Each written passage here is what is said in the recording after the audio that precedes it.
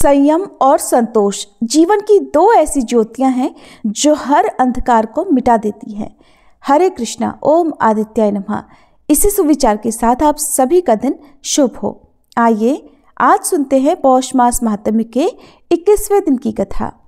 अपनी पत्नी के समझाने के बाद भी उग्रेक्षण कहने लगा कि मैं एक रहस्य की बात तुम्हें बताता हूँ कि मैं जगत गुरु देवाधिदेव गणेश्वर को अच्छी प्रकार जानता हूँ। उनका अवतार मुझे मोक्ष प्रदान करने के लिए ही हुआ है।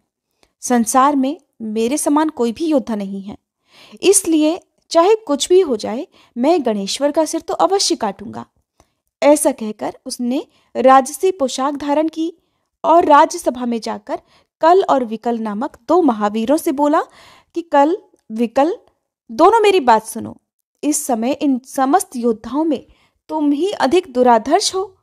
अपने साथ विशाल सेना लेकर जाओ और इन शत्रुओं का वध कर डालो। शिवपुत्र मयूरेश को भी जीवित या मृत मेरे सामने उपस्थित करो।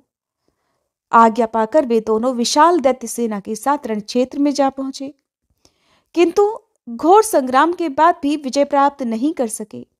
आरंभ में शिवगण और देवगण उनका प्रहार नहीं सह पाए, किंतु बाद में पुष्पदंत और नंदीश्वर के प्रहारों से दैत्य सेना पीड़ित होने लगी और अंत में वीरभद्र ने कल और षडानन ने विकल को प्राण विहीन कर दिया।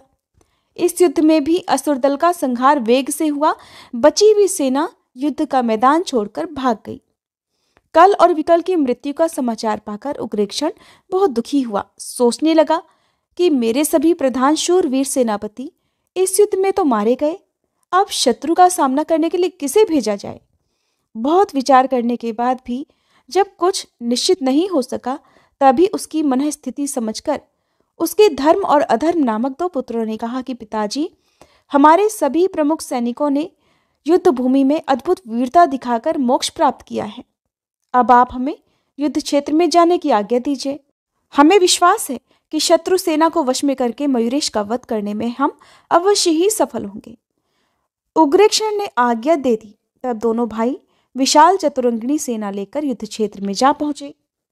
वहां युद्ध के मैदान में गणेश्वर ने दोनों को एक साथ ऊपर उठाया और आकाश में चक्र के समान घुमाकर धरती पर फेंक दिया।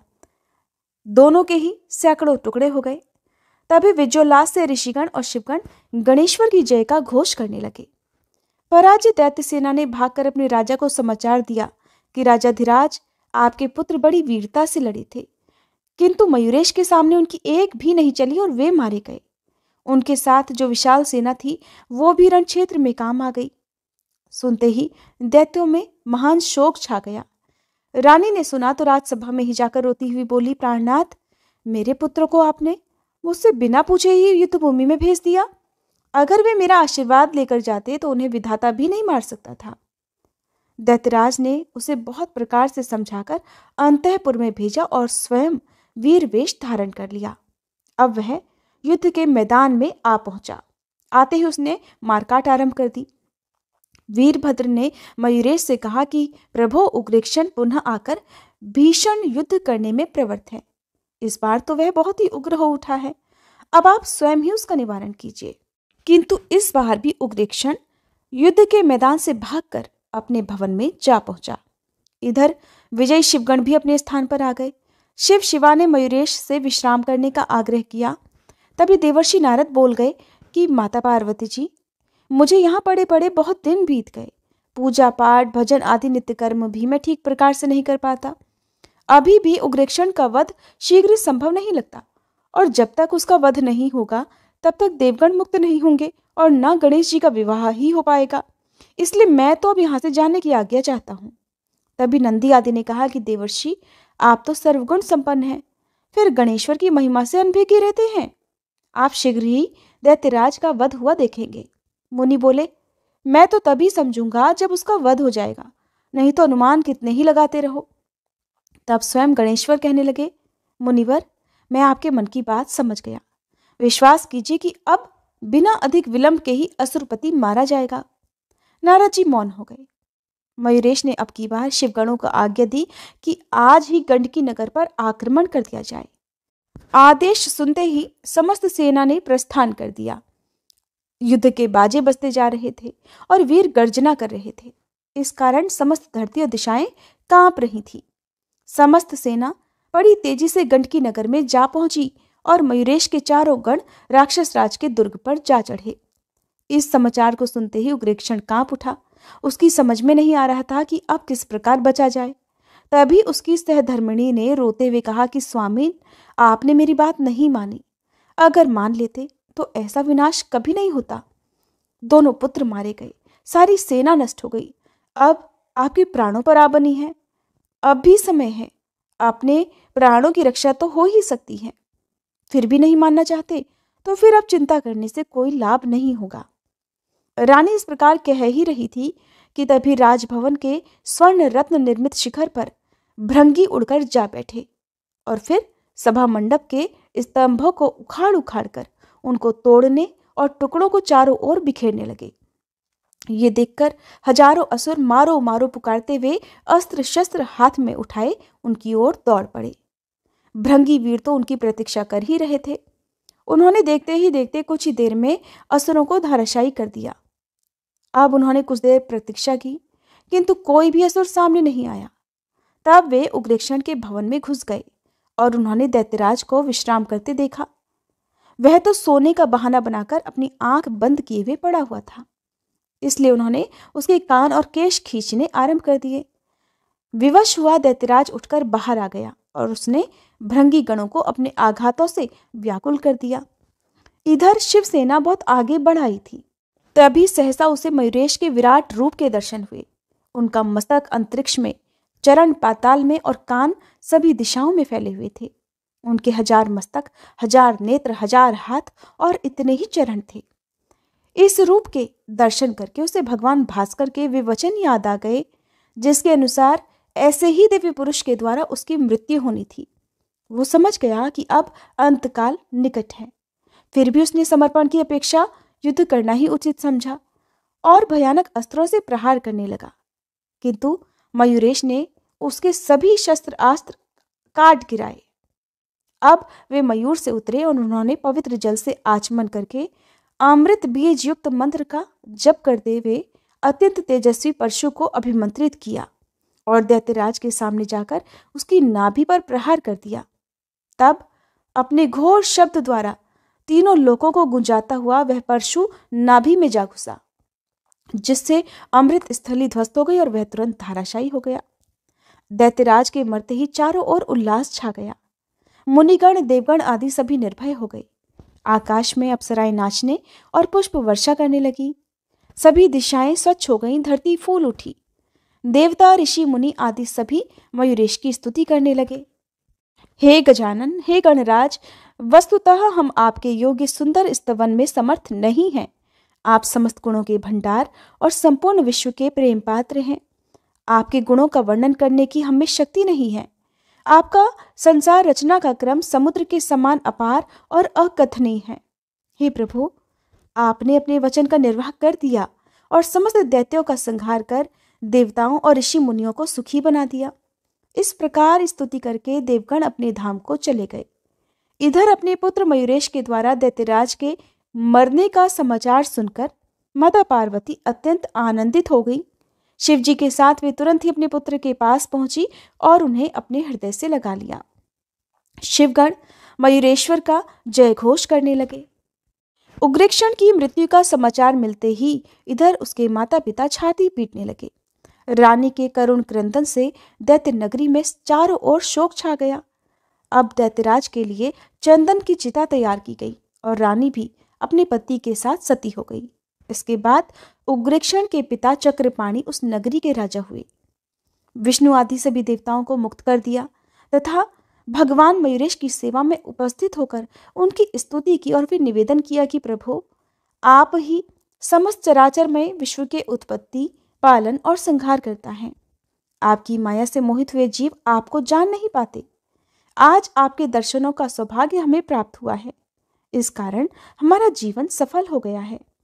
मयूरेश ने प्रसन्न होकर कहा, राजन, तुम्हारे पुत्र को मैंने विवश होकर मारा है, परंतु उसे मोक्ष की प्राप्ति हो गई है। मैं तुम पर प्रसन्न हूं, इसलिए इच्छित वर मांग लो। सुनकर चक्रपाणि बोले, नाथ, अगर आप प्रसन्न हैं तो मेरे भवन और नगर को पवित्र करने की कृपा कीजिए। प्रार्थना सुनकर मयूरेश अपने गणों के सहित गंडकी नगर में पधारे। फिर वे स्वर्ण रत्न निर्मित भव्य सिंहासन पर विराजमान हुए अत्यंत शोभायमान लगने लगे। राजा चक्रपाणि ने मयूरेश का पूजन किया और स्तुति करते हुए बोले, नाथ, आज मेरा जीवन, मेरा भवन, नगर और सभी प्रजाजन धन्य हो गए। जिन परमात्मा के दर्शन अनेक जन्मों में तपस्या करके भी ऋषि महर्षिगण प्राप्त नहीं कर पाते, उनके मुझे साक्षात दर्शन हो रहे हैं। तभी भगवान मयूरेश की माया से मोहित हुए इंद्र ने कुपित होकर कहा, राजन, तुमने सब बड़े बड़े देवताओं की उपस्थिति में एक बालक की प्रथम पूजा करके अपनी मूर्खता का परिचय दिया है। सुनकर चक्रपाणि बोले, देवराज, यद्यपि आप रुद्र, सूर्य, वायु, वरुण, कुबेर, अग्नि आदि समस्त देवताओं को मेरे पुत्र ने हरा दिया। उसके भय से समस्त देवता, सिद्ध, गंधर्व, ऋषि मुनि यहाँ वहां छिपे रहे। भगवान विष्णु तक अपने अनुयायी देवताओं सहित बंदी बना लिए गए, किंतु भगवान मयूरेश ही समस्त वीरों सहित मेरे पुत्र का संहार करने में समर्थ हुए हैं। उन्होंने उसके यहाँ बंदी बने हुए देवताओं को मुक्त कराया। इस कारण मैं तो इन्हीं को प्रथम पूजा का अधिकारी समझता हूँ। इंद्र का समाधान न हुआ देखकर मयूरेश ने घोर गर्जन किया, जिससे समस्त ब्रह्मांड कांप उठा। ऐसा लगा मानो ब्रह्मांड विदीर्ण हो जाएगा। उससे असंख्य प्राणी मूर्छित हो गए। सूर्य के समान प्रकाश से विश्व व्याप्त हो गया और उसके बाद देवताओं ने मयूरेश के रूप में 10 भुजी गजानन भगवान के साक्षात दर्शन किए। फिर तुरंत ही 10 भुजी गजानन के स्थान पर मध्य में पद्मासन पर विराजमान वक्रतुंड, अग्निकोश में शिवजी, नैऋत्य में सूर्य, वायव्य में पार्वती जी और ईशान कोण में बैठे हुए भगवान नारायण के दर्शन हुए। इससे समस्त देवगण भ्रमित हो गए। तभी आकाशवाणी हुई, परमपिता परमात्मा गजानन ही 5 रूपों में प्रकट होते हैं। ये सभी विघ्नों के नाशक तथा देवता, मनुष्य, यक्ष, राक्षस और नाग सभी के पूज्य हैं। केवल इनकी पूजा से ही समस्त देवों की पूजा संपन्न हो जाती है। इसलिए भेद बुद्धि का त्याग करना ही उत्तम है। तभी सब देवताओं ने भगवान मयूरेश्वर के ओंकार रूप के दर्शन किए, जिससे उनका भ्रम तुरंत ही दूर हो गया और सब ऊंचे स्वर से मयूरेश की जय बोलने लगे। फिर सब देवताओं ने उनका श्रद्धा भक्ति सहित पूजन किया। राजा चक्रपाणि ने भी उनका षोडशोपचार पूजन कर स्तुति की। इसके बाद नारद जी ने कहा कि भगवान मयूरेश ने प्रतिज्ञा की थी कि समस्त देवताओं को बंधन मुक्त कराने के बाद ही विवाह करूंगा।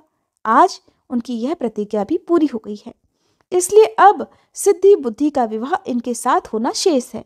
इसलिए कमलोद्भव ब्रह्मा जी शीघ्र उस कार्य को भी संपन्न कर दें। ब्रह्मा जी प्रसन्न हुए। उन्होंने अपनी दोनों पुत्रियों का विवाह मयूरेश के साथ कर दिया। फिर विदा करते हुए हाथ जोड़कर निवेदन करने लगे कि प्रभो, आज मेरी अभिलाषा पूरी हो गई। इन पुत्रियों का पालन मैंने बड़े लाड़ प्यार से किया है। अब इनकी रक्षा आप स्वयं करते रहें। मयूरेश ने ब्रह्मा जी की बात स्वीकार कर ली। तभी दैत्यराज के यहाँ बंदी देवताओं ने प्रार्थना की कि प्रभो, आपकी कृपा से हम बंधन मुक्त हो गए, इसलिए अब हमें स्वधाम गमन की आज्ञा भी दीजिए। मयूरेश ने देवताओं और ऋषि मुनियों के प्रति आदर भाव प्रदर्शित करते हुए उन्हें जाने की आज्ञा दे दी और वे सब उनका जय जयकार करते हुए अपने अपने स्थानों को चले गए। आज की कथा में बस इतना ही। इसके आगे का वृत्तांत आप सभी अगले अध्याय में जरूर सुनिएगा। श्री रवि हरत हो घोरतम, अगणित किरण पसारी, वंदन करूं तब चरणन में, अर्घ देऊं जलधारी। सकल सृष्टि के स्वामी हो, सचराचर के नाथ, निस्दिन होत तुमसे ही, होवत संध्या प्रभात। जय भगवान सूरतमहारी, जय खगेश दिनकर शुभकारी।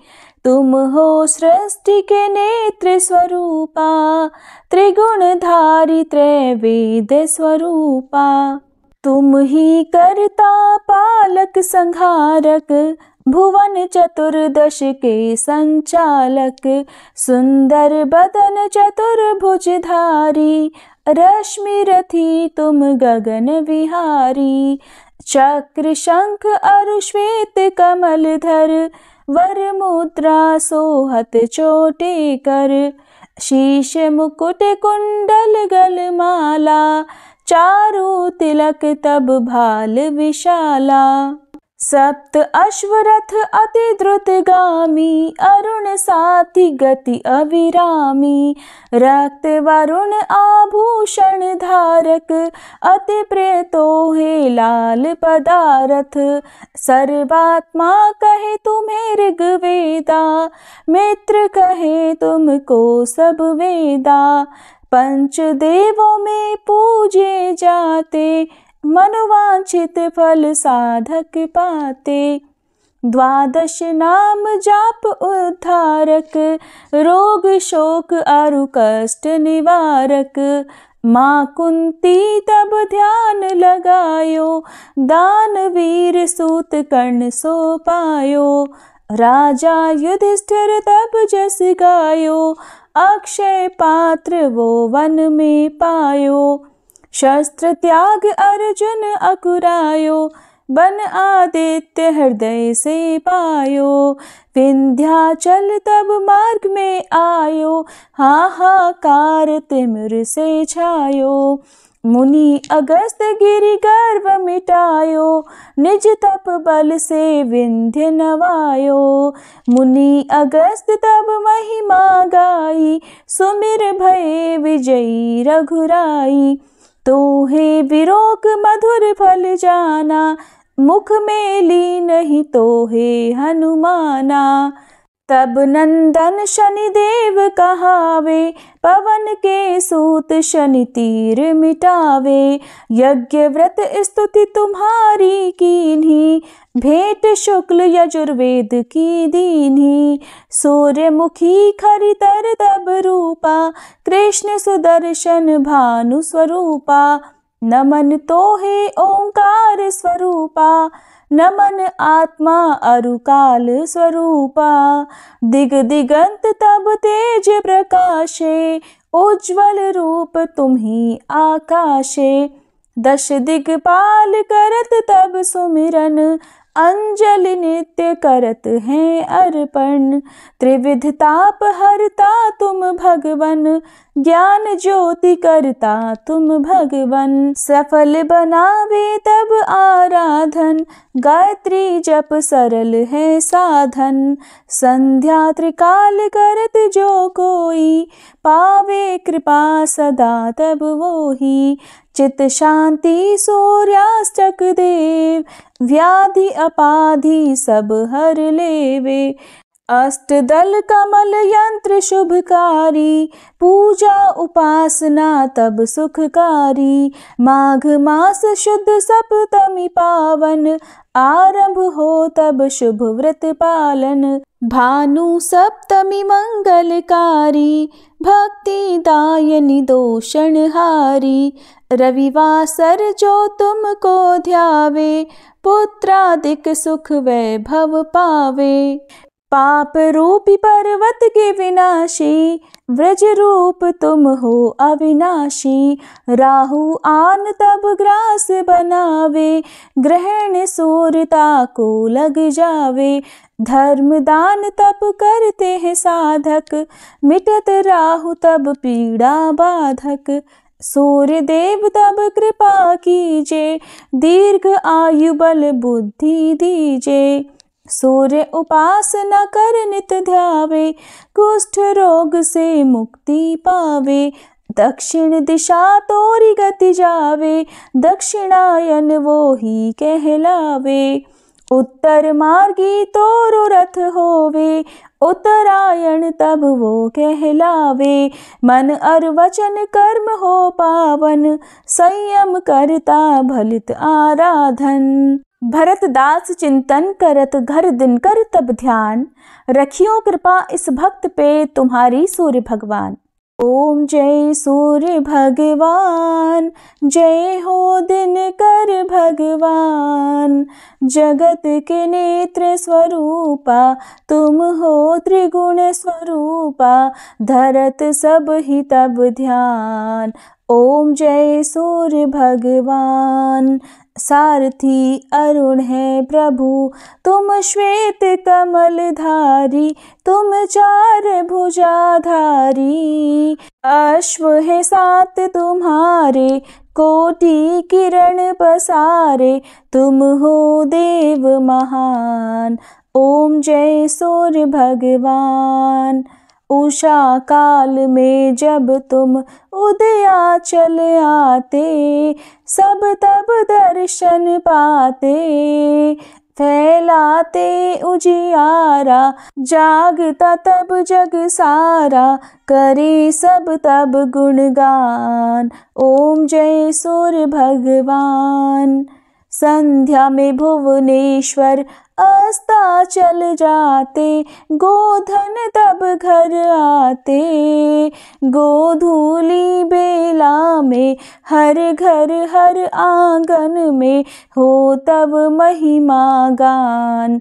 ओम जय सूर्य भगवान। देव दनुज नर नारी, ऋषि मुनिवर भजते, आदित्य हृदय जपते। स्तोत्र ये मंगलकारी, इसकी है रचना न्यारी, दे नव जीवन दान। ओम जय सूर्य भगवान।